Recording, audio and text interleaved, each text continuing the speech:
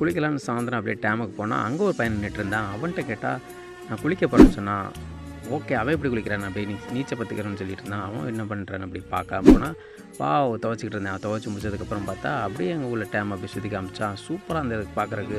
இந்த மாதிரி ஒரு இயற்கையை ரசிக்கிறதுக்கு எங்கடா போகிறது, நாங்களும் சுற்றி இருந்தோம். அப்போ பார்த்தா சூப்பராக ஒரு அருமையான ஒரு பிளேஸாக இருந்தது. கொஞ்ச நேரத்தில் அப்படியே அவன் அப்படியே சுற்றி காமிச்சிட்டு இருந்தான். அப்படியே இங்கே ஒரு என்னடா அது அங்கே தெரியுதுன்னு அங்கே பார்த்தா ரொம்ப தூரம் வரை தண்ணி தெரியுது. எங்கே இது பார்த்தா இது வழியாக தான் தண்ணி போகும்னு சொல்கிறான். அப்புறம் கொஞ்ச நேரம் நின்றுட்டே இருந்தேன்.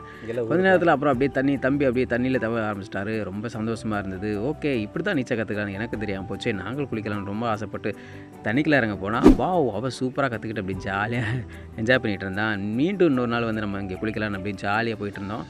ஓகே, நீங்கள் இந்த மாதிரி என்ஜாய் பண்ணியிருந்தால் ஒரு லைக் போட்டு ஜாலியாக என்ஜாய் பண்ணுங்கள்.